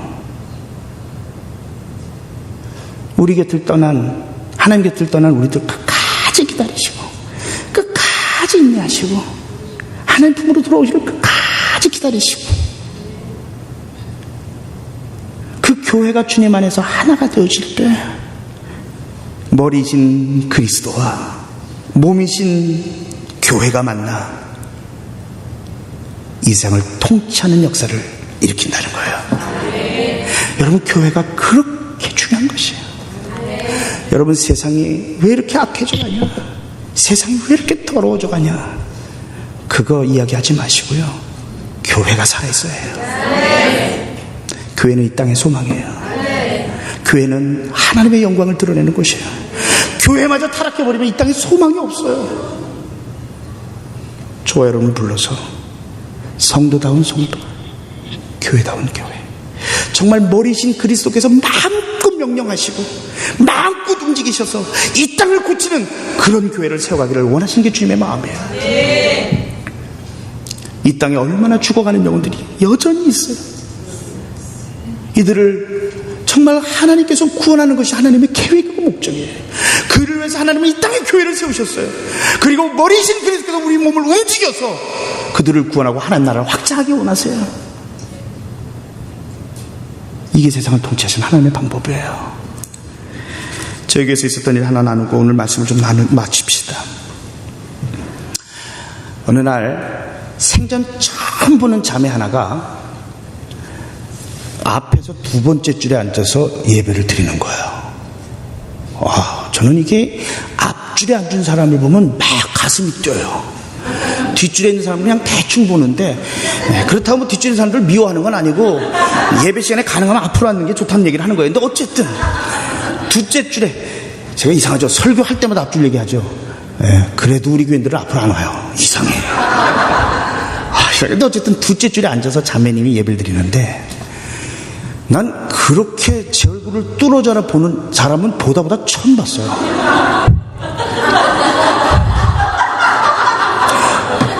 와, 눈도 잠깐 안 돌리고 계속 그러고 보는 거야. 그 저는 은혜 받는 줄 알고 좋아가지고 막 설교했어요. 그래서 끝나고선 친교실로 왔는데 못 듣는 분이야. 말 못 하시는 분이야. 왜 그렇게 쳐다봤어요?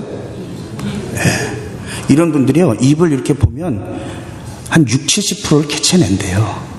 그러니까 다른 사람들은 이렇게 하면서도 볼 수 있지만 이 사람은 그럴 수가 없는 거예요. 그냥 계속 쳐다보고 있었던 거예요. 그런 걸 저는 또 막 설교하면서 이쪽 봤다가 근데 이분이 어떻게 교회 오게 됐냐? 이분의 사연을 얘기하는데 어렸을 때 열병을 앓으면서 그 증세가 나타났고 부모가 버렸어요. 버려진 아이가 시설을 돌아다니면서 너무 어렵게 이렇게 어린이집을 자랐어요. 그러다가 시설에서 만난 언니가 달라스로 오면서 미국으로 데려다가 좋은 남자 있으니까 결혼하거라. 그래서 데려다 결혼을 시켰는데 이 남자가 완전 망난이에요.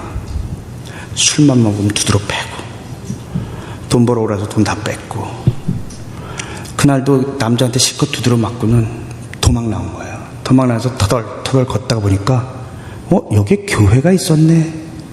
예당교회 간판을 본 거예요. 그리고 어렸을 때 다녔던 교회가 생각이 난 거예요. 그리고 무작정 들어왔는데 들어온 그 시간이 예배 시작하기 10분 전이었어요. 예배 시간 10분 전인데도 불구하고 앞자리가 비어있는 게 우리 교회 실정이에요.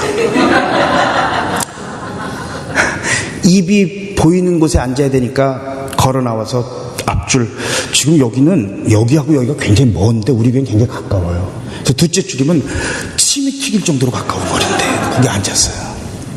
그래서 열심히 들은 거예요. 그래가지고 저희 교회에서 제일 섬김을 잘하는 목녀님을 불렀어요. 이분이 말을 못하시는 분인데, 듣지도 못하시는 분인데 목장에서 섬길 수 있겠느냐. 섬기겠습니다. 그래서 데려가서 목장 식구가 됐어요. 이분이 그때부터 목장에 나오면서 얼마나 위로를 받는지 몰라요. 이분이 목장에 나오기 위해서는 어떻게 하냐면요, 나눠야 될 거 아니에요. 말을 못 하시잖아요.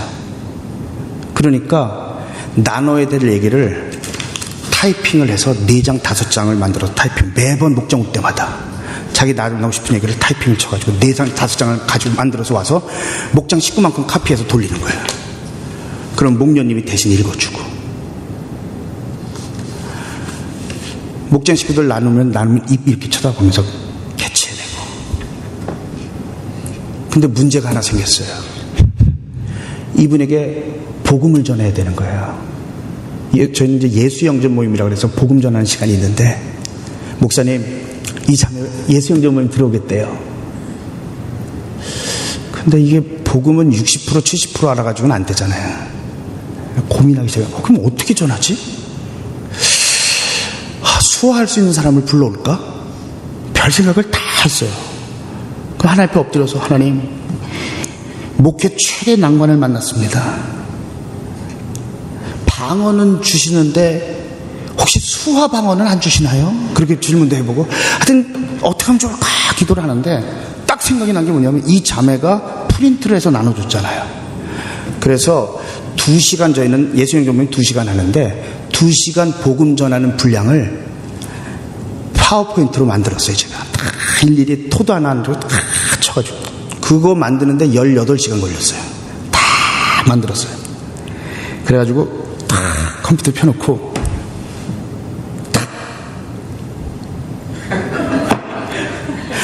난 복음 이렇게 전해보긴 처음이야. 말 한마디도 안 했어요. 근데 이 자매가 마지막에 예수 영접하겠냐는 장면 속에 눈물을 확 쏟아. 끌어안고는요, 종이 달라고 그래서 자기 말 했는데 뭐냐면 이거예요.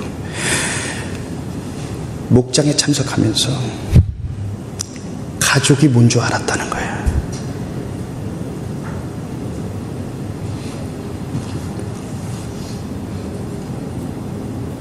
목장에 참석하면서 어머니 아버지의 사랑이, 목자 목녀님을 보면서 어머니 아버지의 사랑이 뭔 줄 알았다는 거예요.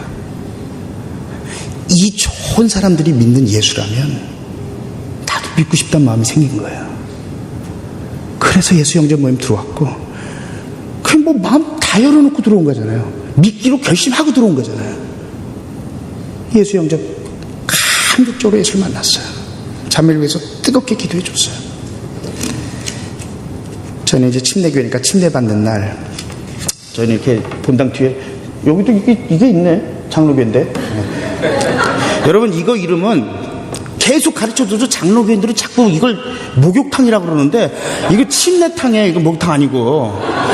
제가 매번 가르쳐 주는데도 계속 목욕탕이라고 그러는데 침례탕이에요. 침례탕. 따랐자 침례탕. 네, 침례탕에 들어가서 저희는 침례 받기 전에 침례탕에 들어가서 꼭 구원 간증을 시킵니다. 내가 어떻게 구원받았는지. 이 자매 구원받는 한 날 어떻게 할까 고민을 하다가 구원 간증문을 쓰게 하고 저희 교회에서 목소리 제일 좋은 자매 대독하게 하고 잔잔하게 음악 깔아줬어요.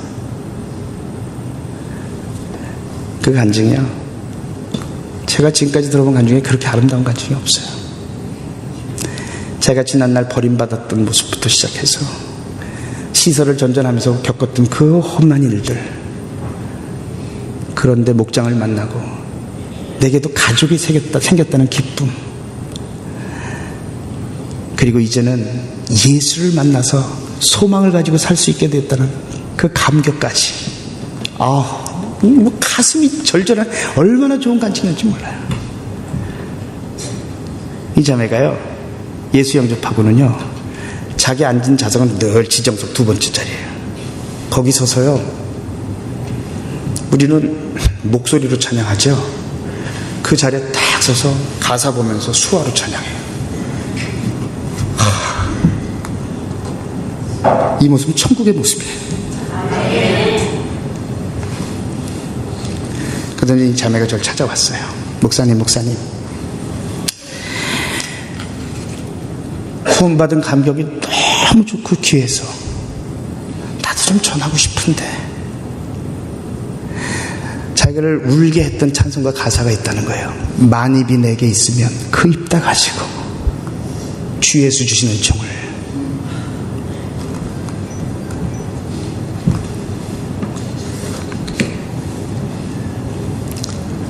그래서 이제 자매가 그러면서 나와 같은 처지에 있는 사람들에게 복음 전하며 살고 싶습니다. 그래서 이 자매를 장애들 가진 그분들 모이는 교회 목사님을 만나서 상황 설명을 하고 소개를 해줬어요. 지금 그 교회 가서 영혼구원 사역하면서 얼마나 귀하게 사역하는지 몰라요. 이 자매가요, 2달에 한 번, 3달에 한 번 우리 교회를 찾아요. 친정 오는 거예요. 친정 나들이 하는 거야. 그럼 오면은 그 목련이 팍 안겨가지고 너무 좋아가고 어쩔. 근데 그분의 그 웃음은요, 이게 천국의 웃음이에요. 얼마나 아름다운 웃음을 가졌는지 몰라요. 너무 좋아하는 거예요. 사랑하는 여러분, 우리 교회가 도대체 삼아야 될 게 뭡니까? 얼마나 많은 사람들이 모인 큰 교회가 됐냐고요? 얼마나 멋진 건물을 가졌냐고요? 얼마나 사회봉사를 많이 하냐고요? 아니에요.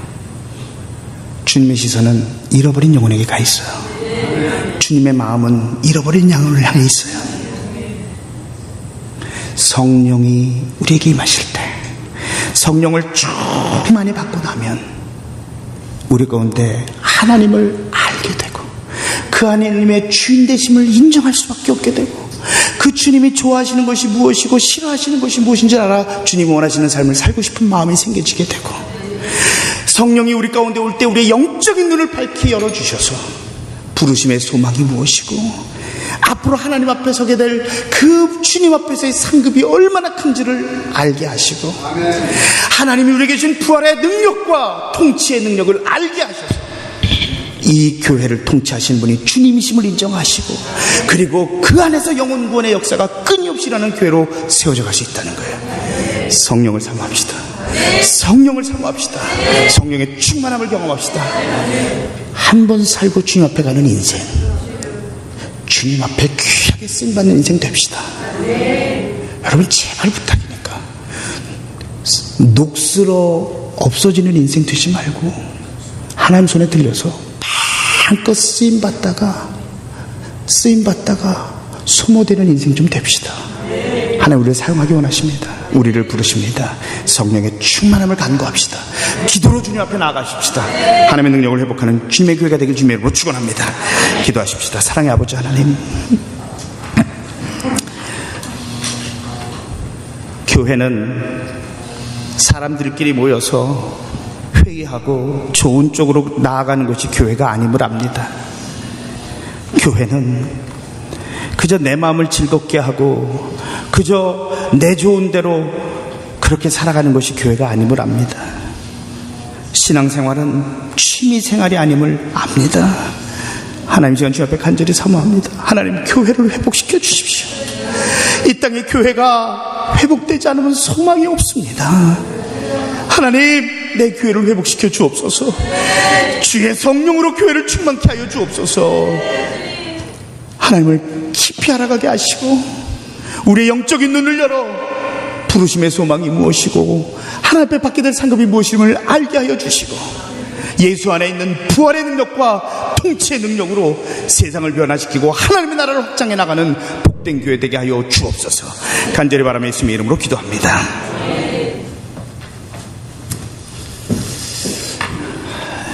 귀한 말씀 감사합니다.